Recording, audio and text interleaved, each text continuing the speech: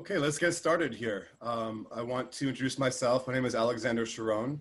I'm here in Los Angeles, California, and I'm very honored to be with you here today, to be part of this Global Unconference, tuning in and connecting with people from all around the world.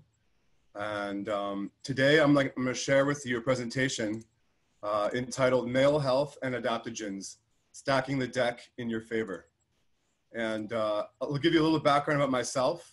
Before we jump into the information material I prepared. I've worked in the health and wellness space for over 15 years, and I have a lot of experience working as a health coach and as a licensed massage therapist.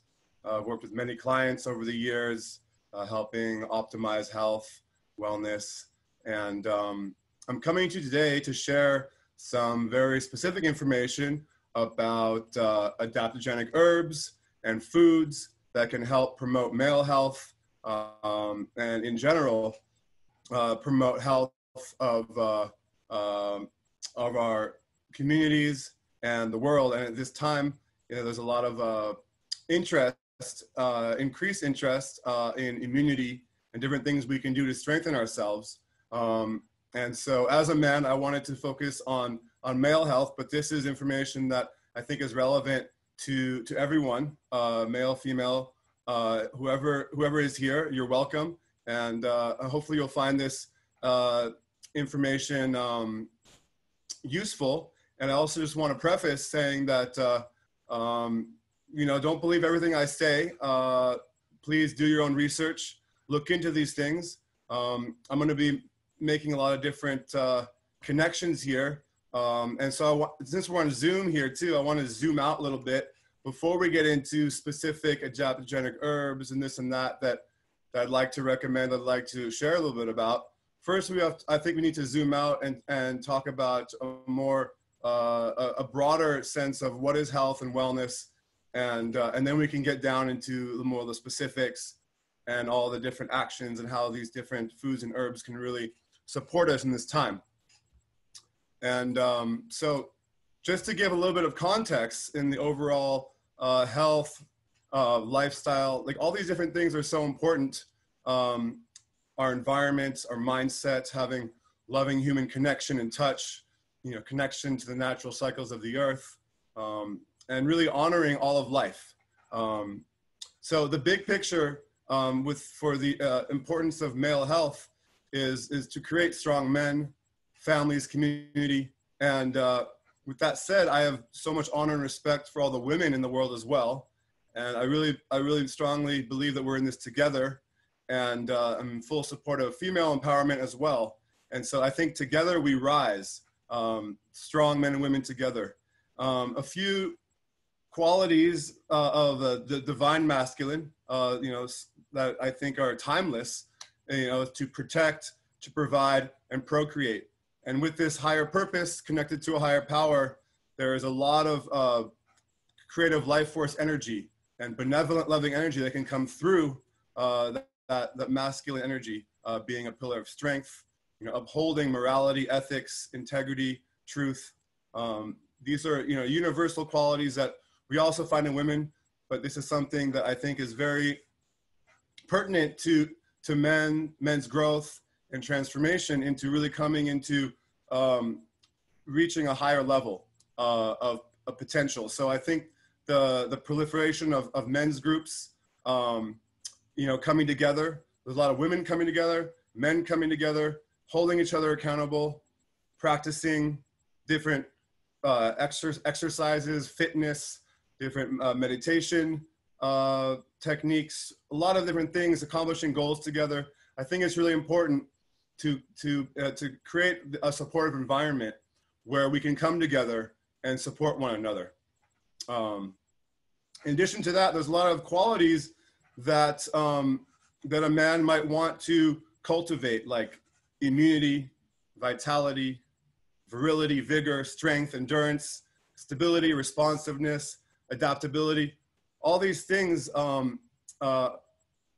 there's a desire to embody these qualities, right? And how do we do that? We can do that mentally, we can do that physically, spiritually, there's a lot of ways we can cultivate this. And I think coming together in groups and communities, we can really help cultivate that too. And so it's not just about, you know, sexual performance. I think a lot of times when we look at male health, there's a lot of interest in that, you know, it's all about sex. How can I be better in bed? How can I last longer and, you know, be stronger and go further? And yes, what we're going to talk about today does, you know, relate to that. But this is more than just about sex. It's about, you know, fertility.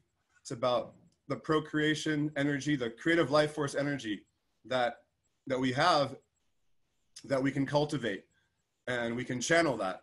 And through discernment and intention, direction, we can channel that in a positive direction. Now, this is powerful energy that can also, you know, be spilled and wasted and misdirected, obviously. And in our culture today, you know, that unfortunately, there often are not a lot of male role models to guide young men towards the proper channeling of this sexual energy. And so, interestingly, there has been a rise in neo-tantric sexuality in the West. You know, ancient Vedic and Taoist teachings coming into the modern world and culture, and people studying this and learning these ancient practices that include the sublimation of the sexual energy.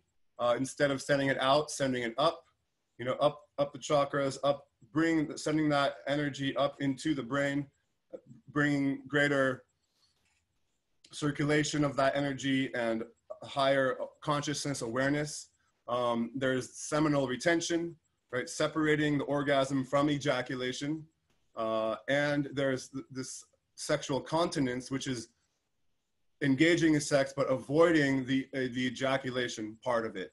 And going a little bit into the nitty gritty, the substance, the semen that is ejaculated, it's a very nutrient-rich, nutrient-dense mix of calcium, phosphorus, lecithin, cholesterol, albumin, and different nuclear proteins. So every time this is released from the body, that's a lot of nutrients and energy that then the body has to regenerate, recreate from within and from the diet nutrition. So one of the things, you know, cultivating strong male health and energy is to be discerning about when you are releasing and when you're not. Okay, having said all that, I also wanted to give another context piece here. And then we're gonna get into hormones and foods and adaptogenic herbs and get deeper into that. So I just wanted to also provide another context piece here, because we are living in a very, people say, unprecedented times, and things are happening very fast. And there seems to be, to me at least, and through the research I've done, an agenda that has been around for a long time. And right now, with this current global pandemic, we see a lot of these agendas being rolled out all together at once. And a lot of that has to do with the control of the food supply. And I'm going to explain a little bit how that relates to men and women and just population control. So it's pretty clear to me, and I encourage you to do some more research into this, because there is a lot of information out there, that there is a depopulation agenda that involves eugenics and infertility and emasculation of the man, and control of the food supply, and a promotion of a lot of, and also of the seeds. You know, we have these huge companies, Monsanto, all these, buying up the seed banks and promoting this Beyond Meat, this fake meat, this stuff, and promoting that as the direction we need to go in for environmental reasons, for health reasons. And what I want to talk about, how is that is very misleading, and And I think this agenda is also creating a lot of gender wars between men and women. We've been hearing recently, you know, in the media, it's interesting to look at, and you see like talking about toxic masculinity, smashing the patriarchy, a lot of also confusion around gender. You know, a lot of these things are coming in, and we're seeing different trends. And I think there is this goal to replace a strong male figure with the state, and you've heard the term nanny state. So there you go. If you have a weakened male population, then the state can step in, and with the social engineering that's been going on for hundreds of years at least, there's a lot of confusion around what it means to be a man and a woman, and it's very interesting to see how this connects with the food supply and what's going on right now with people like Bill Gates, who is an early investor in Beyond Meat, as well as other big tech. And earlier today, actually, I tuned into a very interesting presentation called The Future of Food on the Post-Pandemic Earth. And there was a young angel investor, very bright, very intelligent, and she was speaking about the areas that she's investing in. And she was very much into investing in what she calls alternative proteins, which is this Beyond Meat, fake meat stuff, and what she called cellular agriculture, which is a euphemism for basically lab-grown meat. And so we see a huge amount of investment from the big guys out there into rolling this out. Also, it's interesting to look at predictive programming and how they layer these agendas into current programs like very popular, amazing show Westworld. I'm sure many of you have seen it. The very last episode on the billboard, it says from lab to slab. And it's a picture of basically a lab-grown meat, which is basically culturing stem cells. And so there's this movement to remove man from his natural environment and ability to provide food for himself and his family, and the connection with animal husbandry and all these very nutrient ancestral foods, to remove that connection and then to come in and roll out all these other highly processed foods. And one of the disconnects that I found in her presentation, or which I wanted to just speak to briefly, is that this type of food is highly processed. It's coming from the largest corporations, whereas the other aspect to this is supporting local farms and local producers. And so that's what we need to go to. I'll mention that more in the solutions at the end. But basically, there's a huge disruption in the food supply now due to this global pandemic. And we've heard the term before, crisis is a terrible thing to waste. And so they're wasting no time in basically moving this agenda forward. We've heard of meat packing plants having to close, the major ones like Tyson. But what we also know is all these major corporations, food corporations, have been investing in plant-based protein, like Nestle, Kellogg, ConAgra. You know, you've heard about all these things. So the problem with all these foods that they're rolling out as alternative, as a healthier alternative, is that it's actually a recipe for chronic disease and a weakening of the human population. These foods are full of pesticides like glyphosate that's in Roundup. You know, it's full of these highly toxic rancid vegetable oils like canola. There's heavy metals strewn throughout this. A lot of them are GMO. And so this is what we're dealing with right now when it comes to what are the foods and herbs that can boost health. And we're getting a lot of you know, this agenda coming down right now, particularly, which is and if you look at some of like the news report here, it's just astounding that you know, like the Impossible Burger tests 11 times higher than the Beyond Meat in glyphosate. And so some of these are just riddled with really toxic ingredients. So having created that little context for you, I just want to dive in to the importance of hormones. And I'm going to focus on testosterone today as a primary sex hormone that's very important for many different functions of the body. Just to give a little context on hormones, is that they all work together to create a healthy balance. And at the top of that actually is another hormone called pregnenolone. And so you want to get your pregnenolone levels to a certain point, to a certain level, because other hormones like testosterone, DHEA, estrogen, and cortisol are synthesized from that. So that's one of the master hormones. And now I just want to speak briefly about testosterone, why it's so important. So it definitely leads to improved sexual performance and libido.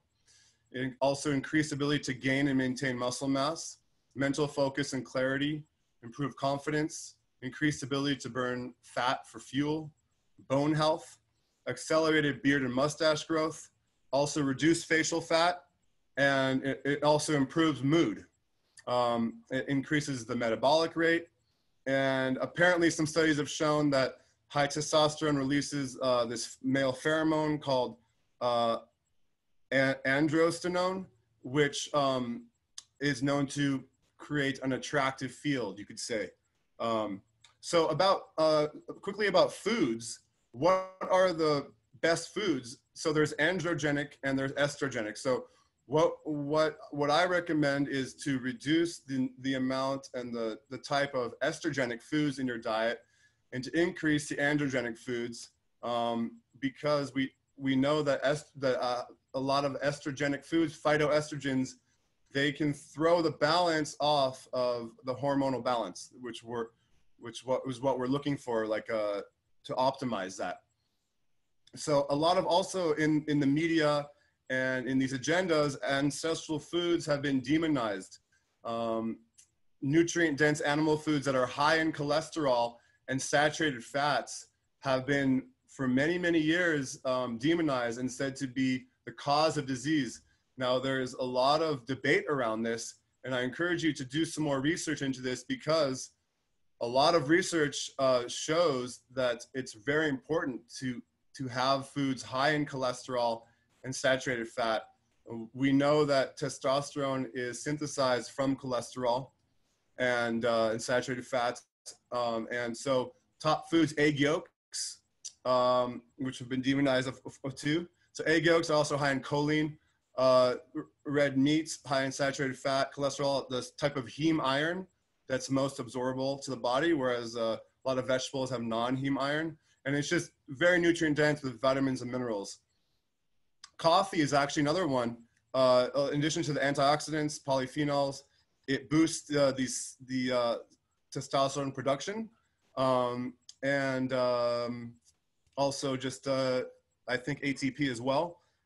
Ginger is a great one. There was an Iraqi study of infertile men. It showed a 70% increase in testosterone and semen production. And cacao is another one. It's very nutrient rich, magnesium, zinc, manganese, iron, copper, and many other amazing ingredients. And also important is a mineral balance. In addition to all these other macronutrients, you know, getting good levels of magnesium and copper, boron, those are ones that are mostly deficient in. So looking for ways to, like magnesium bicarbonate, magnesium, there's a few ones that are more natural that you can look to include. But basically overall, I just wanted to emphasize the importance of animal-based nutrition and sourcing local pasture-raised meats, organ meats, pastured eggs, raw dairy, ghee, all these things, and avoiding these vegetable oils that are being promoted through these big ag processed foods, these fake meats that are they're claiming to be healthier, that are actually full of, like the top ingredient in the Beyond Meat is pea protein.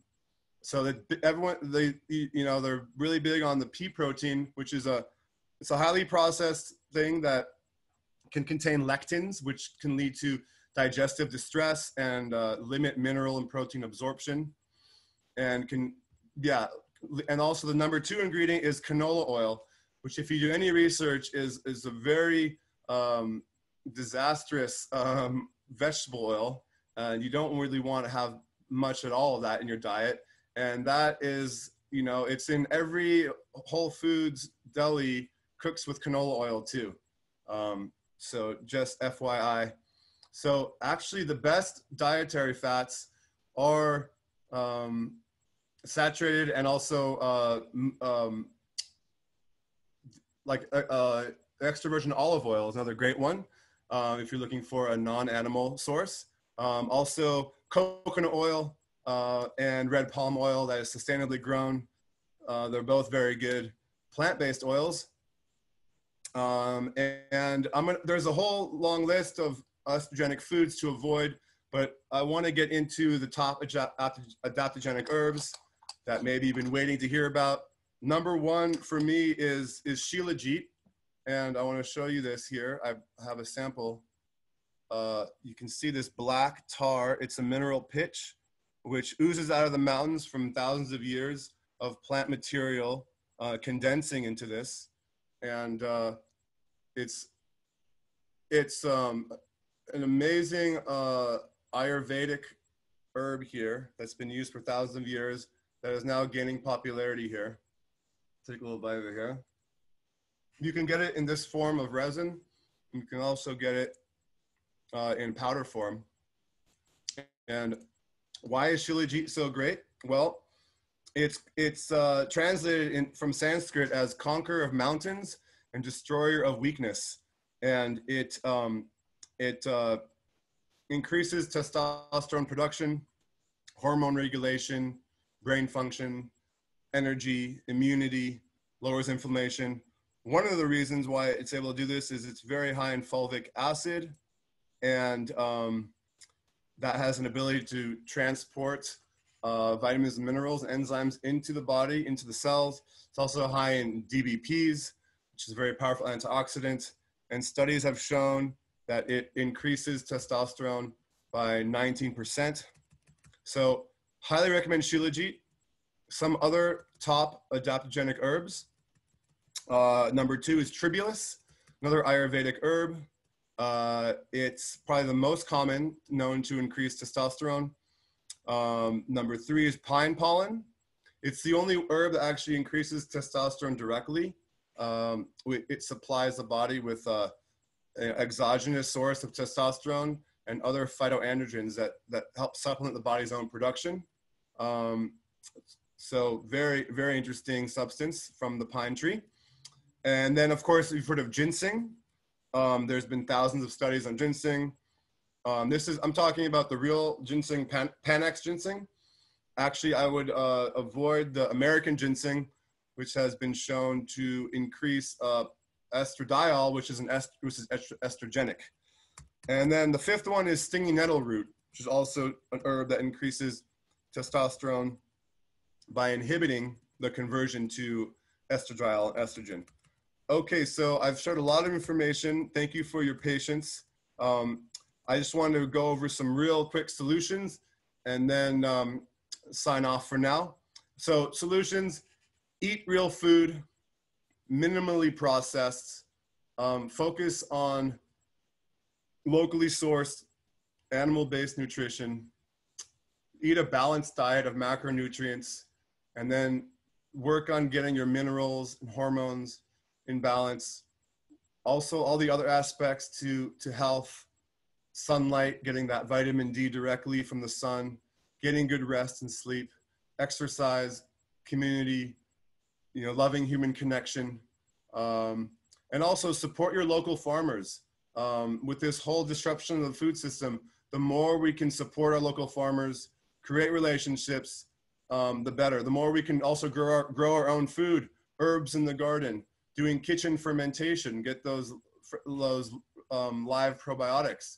And then if you can, animal husbandry, whether it's raising chickens goats, or even just some bees in the backyard, really empowering yourself to provide food for yourself, for your family, and then for your community, where you can then have nutrient dense foods that you can trade for other things. So self-sufficiency, local food production is what's going to keep us strong and resilient in the face of all these big agendas. And I wanted to share a couple of YouTube channels that I like for this type of health, and also kind of information about what's going on. Primal Edge Health is a great one. Ice Age Farmer is fascinating. He breaks down what's going on with the food supply and really things to be aware of. And then someone that has been around for many years, his name is Joel Salatin. He practices regenerative animal agriculture, showing that it's possible to actually create a regenerative model where the animals are feeding into the whole system and creating a very healthy ecosystem. It can be done. He's doing it. Check out Joel Salatin. And then just, I just want to end by saying you can reach out to me through my website, goldennectarfoods.com. I'm available for health coaching. I'll be developing some new nutritional supplements over the next year, and really grateful to be on here with you and share this information. And please continue to do your own research and be healthy, stay strong. And I'll just end at that, say thank you very much. And I wish you all the best. And I'll be here for a couple more minutes if anyone has any questions or comments.